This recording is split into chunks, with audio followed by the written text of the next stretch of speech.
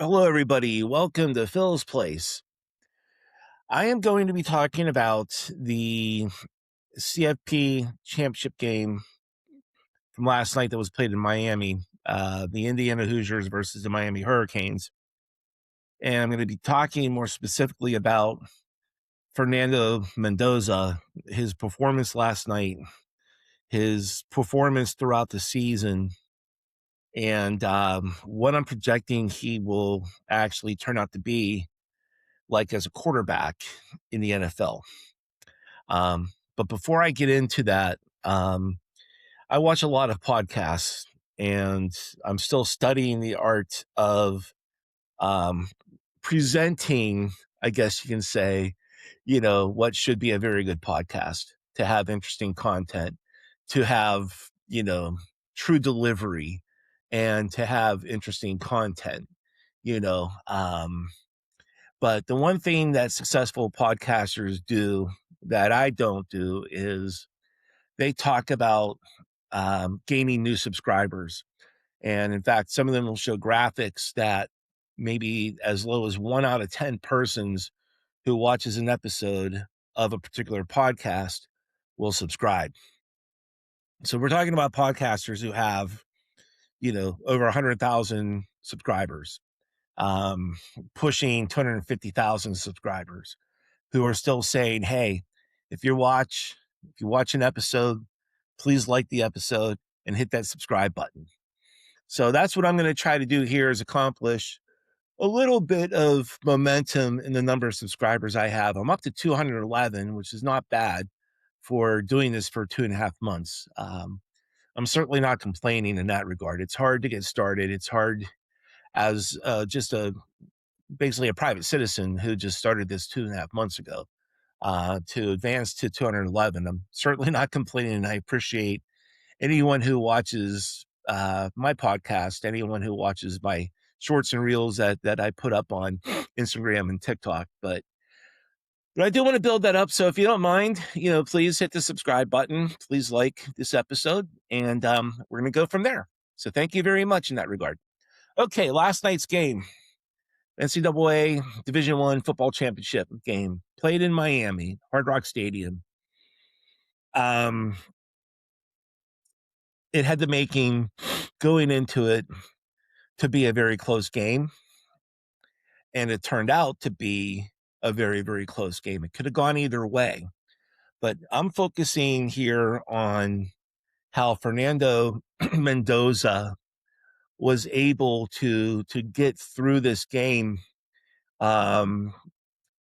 against a very tough defense. The Miami Hurricanes defense, very, very tough, very, very solid.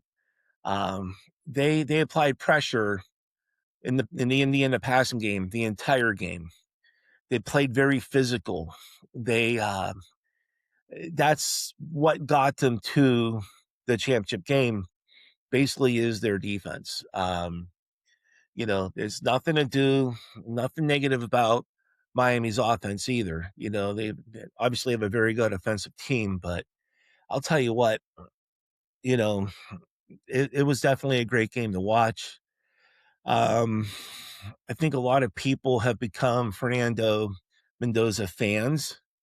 I think a lot of people have actually adopted the Indiana Hoosiers as like maybe not their team, but a team that is easy to hop on the bandwagon. Kurtanich, the head coach of the Indiana Hoosiers football program, after 2 seasons, I think he only lost 2 games. I can't remember what his record is as the Indiana head coach, but he has done one hell of a job. He has his players playing at a high level. And yes, we all know that Mark Cuban gave an unlimited amount of money, NIL money, to the Hoosiers program. But he's not the only one doing that. That happens at Oregon with Phil Knight. It happens down in the SEC. It had with a lot of the teams in the SEC. and it's happening all throughout the country with other football programs. So I really, really don't think that Mark Cuban's presence and Mark Cuban's influence, his financial influence, had everything to do with Indiana winning this championship. I think it had more to do with Curt Cignetti being able to bring in these players, and not a lot of them 4-star, 5-star players.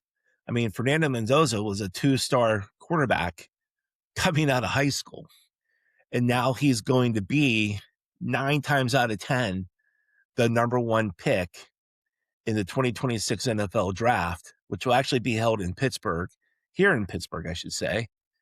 And we all know that the Las Vegas Raiders have the number 1 pick. And anyone who watched this game last night knows that Tom Brady was at the game last night. So Tom Brady, as being part owner of the Raiders, was all eyes on Fernando Mendoza. And if I'm Tom Brady, I really liked what I saw, because Mendoza has the makeup of an NFL quarterback. He has the potential to be one of the better NFL quarterbacks after some experience, after year 1, after year 2, certainly after year 3. You know, I see him as being like that 2 to 3 year, I don't want to call it a project because it's not going to take a lot for him to develop, but that 2 to 3 year window, I should say, that is going to see him become a Pro Bowl quarterback and take out. I'm always going to call it the Oakland Raiders. I'm sorry, but to take the Las Vegas Raiders from a bottom of the barrel team up to a playoff team within, I'd say, 2 seasons. Okay, maybe probably 3 seasons, but it can be done in 2. We don't know who the next head coach is going to be yet. They still have to hire a head coach. Head coach has to come in, hire his assistants, hire his coordinators, hire their scouts, and they've got a lot of work to do, just like all these other teams, including the Pittsburgh Steelers, who still have to hire a head coach to get ready for the Senior Bowl, to get ready to look at free agency. Players are going to be becoming free agents, going to the combine, interviewing potential players that could be drafted.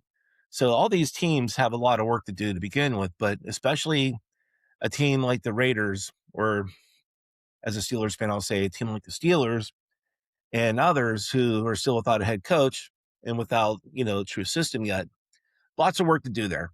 But going back to Mendoza, he has the reputation of being a great teammate. He is a player's player. He is a player's teammate. He is basically the type of player who can rally anyone on the team to go out and play hard and to play with heart. Okay. He is, in my opinion, going to be an excellent quarterback in the NFL. And here's why. It's not just the makeup. It's not just the NFL IQ that he will develop, the football IQ that he already has. It's going to be the fact that he just is a good quarterback. He can throw a ball deep. He can throw a ball with zip, a very, very tight spiral he throws. He can release it quickly if he's got the appropriate protection. He's going to be very accurate. He's going to be throwing a lot of deep passes.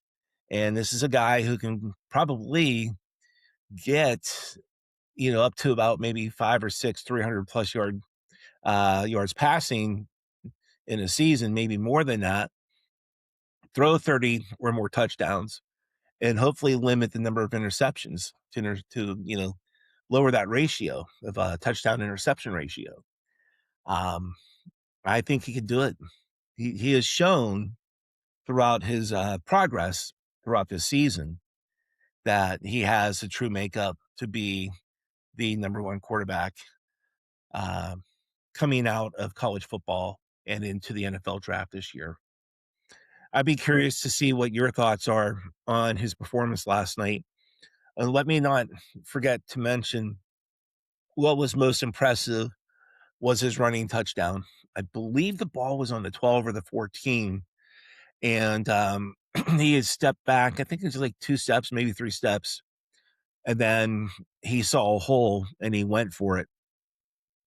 And it looked like he was going to get hit very hard by a linebacker or a defensive back coming in right at him.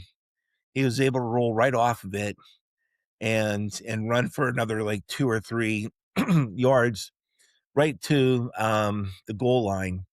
Was able to dive in. He got hit pretty hard a couple times in that play, and he also got hit quite a few times during the game. In the beginning of the game, he actually was targeted by defensive player from Miami, number 8, came up with his crown, got him right in the jaw, right at the bottom of his face mask, and he went down hard. But he got up. He can show that he can take a good hit, which is another big thing for an NFL quarterback, a rookie quarterback. So with all that said, he only had up to, I think, 27 pass attempts. So they ran the ball a lot last night. They had a nice mixture of an offense. We all know that Curt Cignetti's from Pittsburgh, but Mike Shanahan, the offensive coordinator, is from Westmoreland County. He went to Norwin High School. So we have some pretty deep Pittsburgh connections with the Indiana football program, not to mention the fact that Mark Cuban, who is an Indiana graduate, is from Pittsburgh. He went to Mount Lebanon High School, and he's a known donor to the university, and he's also a known donor to the NIL program at Indiana University for their football program. He apparently has given unlimited amount of money to the football program so they can bring players in, pay them, because that's what happens now throughout the NCAA. Every sport, every university, it's in Division I, has NIL. And I think NIL is being used in Division II athletics as well. I don't know about Division III, possibly, but anyway, with all that said, Mark Cuban's got some deep pockets, and he became very generous to the football program, made sure that they got the recruits, made sure they got the players they got. They didn't get a lot of 4-star, 5-star players, but what they did was they got players who actually matched the philosophy of Coach Cignetti, his coaching philosophy, and players who bought in to his system and committed to Kurt Cignetti's, vision of how the game should be played. So that's why they won the championship. Great coaching, commitment from the players, having an outstanding quarterback, Fernando Mendoza, having very good running backs, wide receivers, offensive line. Just everybody played their part, offense, defense, special teams. So congratulations to the Indiana Hoosiers. Congratulations to Curt Cignetti, Pittsburgh native. Congratulations to Mike Shanahan, the offensive coordinator, Western Pennsylvania native. Congratulations to Fernando Mendoza. I hope that you have a great career in the NFL. And I hope there will be some other players on this team who will be drafted this coming year as well, in the 2026 NFL draft, which will be held here in Pittsburgh, Pennsylvania. So again, if you don't mind, please like this episode if you truly like it. Please subscribe to my podcast if you feel that I'm delivering very good content. I'm going to be hopping on quite a bit here in the near future to talk about my business, to talk about more sports, to talk about music, I've got some people lined up who will be on my podcast who are musicians. I'm going to be talking more about my um, my travel, the travel I've done over the years, the international travel I've done over the years, and why I would go back to some of these places I've been to. And I'm going to identify other countries, other continents of places where I want to visit and why I want to visit. And of course, I'll talk about how I can help you realize all of your travel destinations, your dream vacations, places you want to see, why you want to see these places, the meaning you will get from traveling to these places. And I will be talking about all those things, incorporating culture, incorporating the meaning of place and why it feels so good to be at a certain place, at a certain location, and how and why that will be memorable for all of you. Okay. All right. Well, thank you very much. And I hope that all of you have a good rest of the week. Thank you. Take care.